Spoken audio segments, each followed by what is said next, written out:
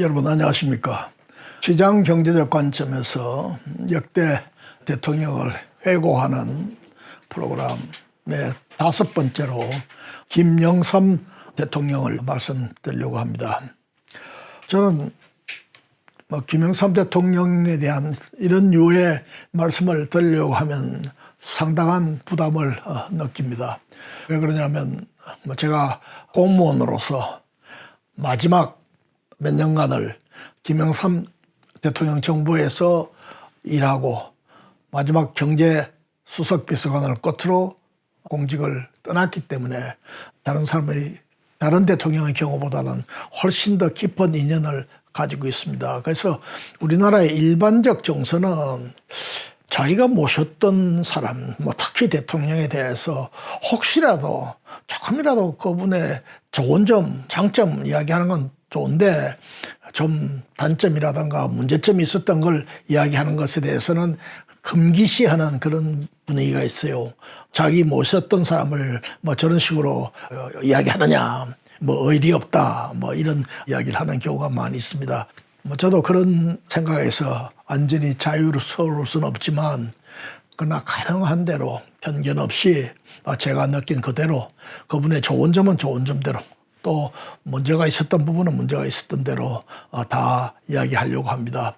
제가 한 1년여 전에 썼던 회고록에서도 특히 금융개혁 혹은 외환위기 등과 관련해서 김영삼 대통령에 대해서 많은 이야기를 썼는데 어느 누구도 자기가 모신 대통령에 대해서 쓰기 어려운 그런 부분까지도 하나도 빠짐없이 다 썼댔죠.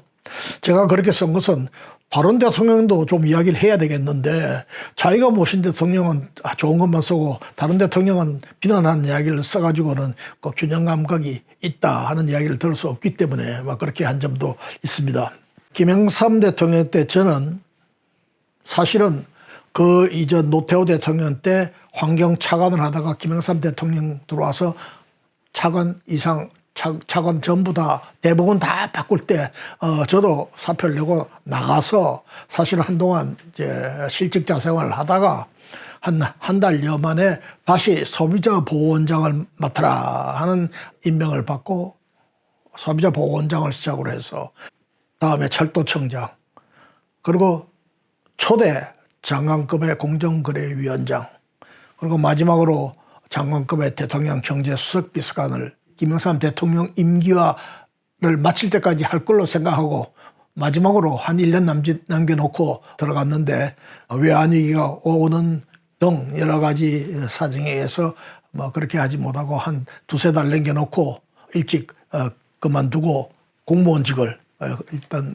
마감한 그러한 인연이 있습니다. 김영삼 대통령은 한마디로 개혁 대통령이었다 이렇게 평가들을 많이 합니다. 우선 하나의 척결, 그 당시 군부의 참 사조직으로 상당한 영향력을 가지고 있었던 이 하나회를 과감하게 척결한 거. 이거 김영삼 대통령 아니면 하기 어려웠던 일이지 않겠는가. 두 번째로 부정부패에 대한 개혁적 조치를 많이 했습니다. 여기서 우선 당신 스스로 나는 정치자금, 임기 중 정치자금 한 푼도 안 받겠다. 이렇게 선언하고 사실 그대로 실천을 했었죠. 또 공직자 재산 등록 제도를 확립한 거.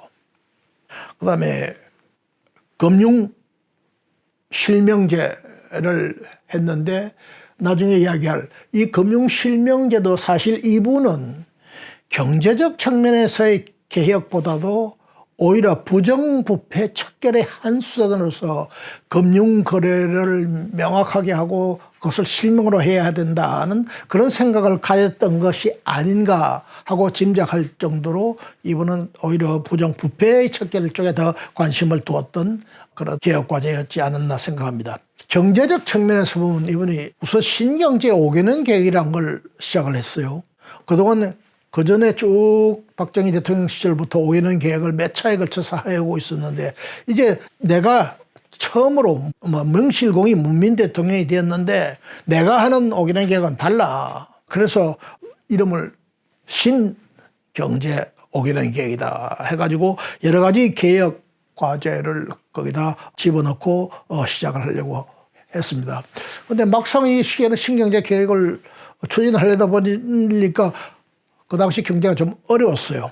그래서 이 경제가 우선 발등에 불부터 꺼야 되지 않느냐 하는 그런 사회적 여론도 있고 뭐 정부 내에서도 그런 의견들이 많았던지 신경제 100일 계획이라는 걸 만들어 가지고 우선 100일 동안 집중적으로 뭐 경제를 살리는 운동을 좀 하고 나서 이 본격적인 5개년 계획을 하겠다 했는데 이 신경제 100일 계획이라는 거 경제를 100일 만에 어떻게 새로 만들겠다 이게 경제를 아는 사람의 시각에서 보면 한마디로 참 말이 안 되는 이야기죠.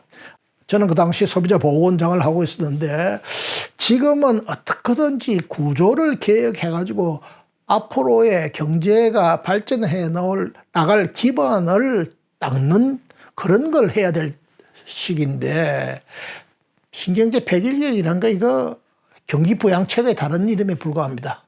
이런 일을 해서는 안 되지 않느냐 생각했는데 자관 그걸 했어요. 그러다 보니까 경제 구조적인 측면에서 이걸 개선할 수 있는 그런 노력은 거진하지 못한 채 5개년 계획은 뭐 결국 허지부지 돼버린 그런 감이 없지 않아 있습니다. 앞에서 말씀드린 금융실면제 뭐 오래전에 전두환 대통령 때 하려다가 못하고 노태우 대통령 때 하려다가 못하고 그 이전에도 하려다가 못하고 뭐 이렇게 하던 걸 갖다가 이 김영삼 대통령이 정말 깜짝 놀라게 기습적인 방법으로 금융 실명제를 단행을 했어요.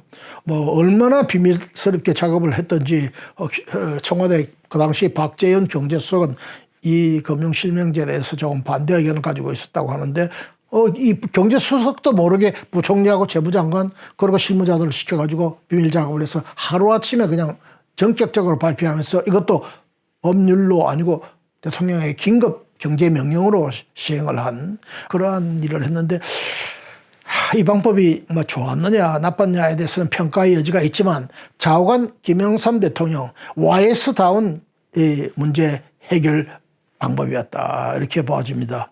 동시에 부동산 실명제도 이분이 그때 했습니다.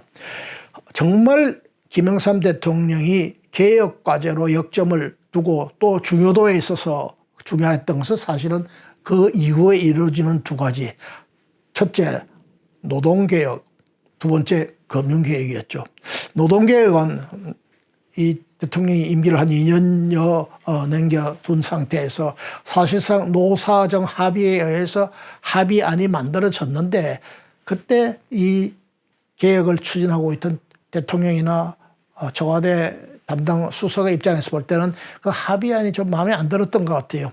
그래서 좀 더 원리에 충실한 그런 개혁안을 만들어 가지고 국회에다 제출했는데 뭐 국회 야당이 반대하고 노조가 반대하고 하니까 반대에 부닥쳐서 합리적 절차로서 합법적 절차로서 정당한 절차로 국회의 의결 과정을 거쳐가지고는 통과시키기 어렵다 해서 그냥 좀 변칙적인 수법이랄까 써서 이걸 갖다 국회를 통과를 했는데 이걸 막 날치기 통과다 해가지고 다시 야당과 노조가 들고 일어나서 소위 노동법 파동을 일으켰던 그런 적이 있습니다.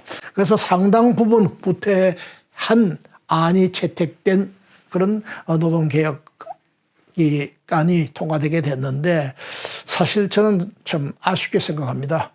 그때 조금 더 전략적으로 머리를 잘 짜내고 해서 어떻게든지 원리에 충실한 노사 간이 평평한 운동장에서 만날 수 있게 하는 그런 계획을 그 당시에 완료했더라면 그 이후에 한국 경제의 많은 문제들 뭐 심지어 IMF가 체제까지 가야 되는 그런 문제가 상당 부분을 들 수 있지 않았겠는가 하는 아쉬움을 갖습니다.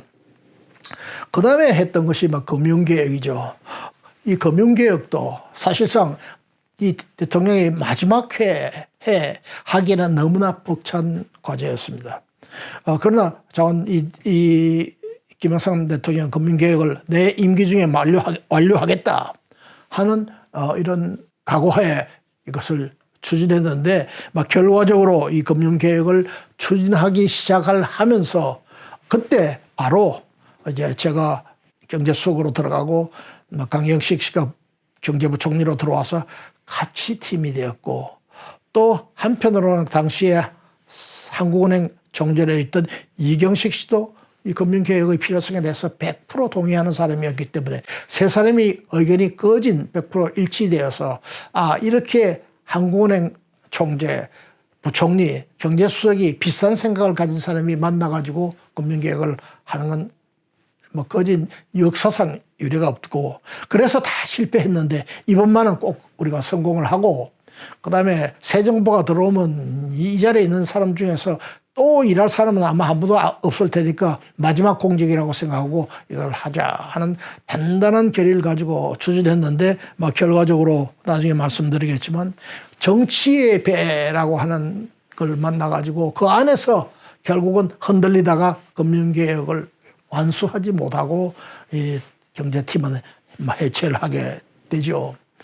결국 IMF 체제에 들어서서 IMF가 우리나라에 와서 제일 먼저 하라고 한 것이 그 금융개혁 지난번에 통과시키지 못했다고 통과시켜라. 그렇게 해서 금융개혁을 완수한 그러한 역사가 있습니다. 다시 말하면 우리가 우리 힘으로 우리의 인식을 가지고 세계에 대해서 우리가 이렇게 금융의 문제점을 스스로 알고 이것을 고치려고 한다. 이러한 우리의 노력, 또 우리 인식을 온 세계가 평가해 주기 바란다라는 메시지를 보내려고 했던 것이 결국 실패에 끝나게 되고, 우리 스스로 다 만들어 놓았던 안을 우리 스스로 힘으로 국회에 통과시키지 못하고 IMF라고 하는 외부의 힘이 들어와서 거기에 옥종해서 우리 국회가 그대로 글자 하나 안 고치고 통과시킬 수밖에 없었던 그런 역사를 우리는 가지고 있습니다. 제가 언젠가 이야기했지, 우리는 개혁을 할 수 없는 나라인가. 왜 우리가 스스로 만든 걸 갖다 거진 다 할 수 있는데, 할 수 있었는데 이 정치적인 상황 때문에 이것을 스스로 힘으로 완성하지 못하고 결국 남의 힘을 빌어서 강제로 할 수밖에 없었던가 하는 이런 생각을 갖습니다. 김영삼 대통령을 해고하면서 저는 특히 저 개인과 많은 관계를 가지고 있었기 때문에 김영삼 대통령과의 관계에 있어서 참 느끼는 점이 많습니다. 우선 김영삼 대통령은 경제를 그렇게 잘 아는 분은 아니었어요. 근데 이분은 스스로 내가 경제는 잘 모른다. 그러니까 당신들이 잘 해주라. 나는 믿고 맡기겠다 하는 기본적으로 그런 자세를 가지고 있었기 때문에 사실은 대통령이 그렇게 경제에 깊이 알 필요는 없는 거예요. 경제를 잘할 수 있는 사람을 잘 쓰면서 필요한 건의를 충분히 수용해 나가면은 사실은 어설프게 알면서 대통령의 경제 문제에 대해서, 그 복잡한 경제 문제에 대해서 공나라 판나라 하는 것보다는 나을 수도 있죠. 과거에 전두환 대통령, 그분이 어떻게 얼마나 경제를 알았겠습니까? 그러나 김재익, 강경식 이렇게 참 유능한 학자 혹은 관료를 옆에 두고 그 사람들이 건의를 수용함으로써 나중에 스스로 내가 경제 대통령이야 라고 하기에 조금도 손색 없을 정도의 경제적 업적을 이루어갈 수 있었던 것. 그런 점에서 YS 대통령도 그런 측면이 없지 않아 있었습니다. 다만 그렇게 가기 위해서는 참 그 사람에 대한 신뢰, 또 인사가 갖는 의미, 이런 것을 이제 잘 알아야 되는데, 대통령과 이 참모들 간에 혹은 부총리나 혹은 경제수석 간에 그러한 신뢰관계가 잘 형성돼 있을 때는 저는 문제가 없어요. 그런데 이 신뢰관계가 흔들림이 있거나 혹은 어떤 틈새를 파고 들어와서 그 체제를 바꾸려고 하는 움직임이 있을 때는 상당한 문제가 발생할 수가 있단 말이죠. 그런 때는 사실 대통령이 경제에 대해서 깊은 지식을 갖고 있어야만 판단을 할 수 있는 거죠. 그런 점에서 우리 김영삼 대통령이 정말 아쉬웠던 것은 이 IMF를 앞둔 직전에 우리 경제팀을 바꿔버린 거죠. 물론 우리뿐만 아니라 이분이 임기 5년 동안에 한마 대여섯 번 경제팀을 바꿨으니까 대개 한 1년, 평균 1년에 한 번씩 경제팀을 바꾼 그런 결과를 나왔었는데, 이렇게 사람을 자주 바뀌게 되면 정책의 일관성이 유지될 수가 없는 거죠. IMF 때 이제 제가 앞으로 IMF에 관한 이야기를 상당히 자세하게 해야 될 기회가 오리라고 생각하는데, 그때 그 당시에 있었던 이 인사, 이것은 객관적인, 제가 당사자의 입장에 있기 때문에 이야기하기 어려운 점이 있는데, 객관적으로 보기에도 적절하지 않은 때 적절하지 않은 인사를 했다. 와이스 집권 과정에서 최대의 패착이다. 이렇게 이야기하는 사람들이 많이 있습니다. 와이스가 비록 경제에 대한 깊은 지식은 없었지만 경제에 관한 개혁적 조치를 한 것을 보면은 제가 시장 경제를 주장하는 사람의 입장에서 볼 때는 참으로 의미 있는 일을 많이 했다고 해고를 하고 싶습니다. 또 저 자신 경제수석으로 처음 들어가 가지고 이분이 저한테 특별한 지침을 안 주기 때문에 제가 스스로 제가 생각하는 앞으로 경제가 가야 될 방향에 대해서 이것을 정리해 가지고 대통령께 보고하고, 대통령이 그래 그게 좋다, 그렇게 하면 그것이 바로 대통령의 지침이 된다라는 생각으로서 제가 대통령께 보고를 한 일주일 만에 경제수석이 된 후에 보고를 드렸는데, 그 보고의 내용이 제목이 이런 것이었어요. 현 경제 상황에 대한 인식과 대응. 제가 쓴 책 아마 명과암, 회고록 명과암의 한 400여 페이지에서 자세하게 그 내용이 나와 있습니다만은, 제가 그때 무슨 이야기를 했는가 해서 다시 기록을 찾아가지고 보니까 이렇게 이야기했습니다. 어려워지는 경제 상황 속에서 정치권들이 인위적 경기 부양을 강력하게 요구하고 해올 것이다. 그러나 정부의 적절한 역할의 범위 안에서, 그리고 국제의 규범이 허용하는 범위 안에서 정부 정책이 작동돼야 한다. 이런 말씀을 드렸어요. 다시 말하면 인위적 경기 부양책은 쓰지 않겠다. 단기적으로 힘들더라도 모든 경제적인 정책은 경제 논리에 맞게 추구되어야 한다. 세 번째로 경제의 경쟁력의 강화, 선진국형 물가 안정 기조의 정착, 경제의 구조 조정 등을 통한 체질 개선과 성장 잠재력의 확대, 규제 개혁을 통한 시장 기능의 활성화 등을 경제정책 대응의 기조로 삼겠다. 네 번째, 정부는 기업, 국민 등 각 경제 주체들에게 시장에서 시장 기능을 통해서만 모든 경제 문제를 해결하겠다는 원칙을 분명히 전달하겠다. 제가 시장주의라서 제가 갖고 있던 경제에 대한 철학, 시장을 통해서 모든 경제 문제를 해결해야겠다 하는 철학을 가감없이 반영한 보고서였는데, 그 당시 김영삼 대통령은 이 보고 내용에 대해서 전적으로 이것을 재가를 해 주셨단 말이죠. 그런 의미에서 저는 그분이 정말 그 내용을 잘 알고 하셨는지, 대충 알고 하셨는지 모르나 대통령의 확고한 의중을 확인하고 그에 맞게끔 경제정책을 수립하게 되겠다. 그리고 이것을 부총리 등 경제 강요들과 공유함으로써 앞으로 우리 경제팀이 가야 될 방향을 명확히 하겠다라고 하는 그런 생각을 살릴 수 있었던 것을 다행스럽게 생각합니다. 아쉬운 건 아까도 말씀드렸지만 이분이 그 다음 해 2월 한 20일경에 대통령을 임기를 마칠 때까지 경제수석으로 끝까지 보잘 못해 드린 거, 이거 아쉬운 거고, 그러한 과정에서 IMF 사태의 발생이라든가 아주 엄청난 정치적 상황이 전개되었고, 그 상황 속에서 그러한 사태가 올 수밖에 없었다 하는 것을 인정하면서도 아쉬운 점을 많이 가지고 있다 하는 점을 마지막으로 말씀드리면서 김영삼 대통령에 대한 패고의 말씀을 이상으로 마칠까 합니다. 감사합니다.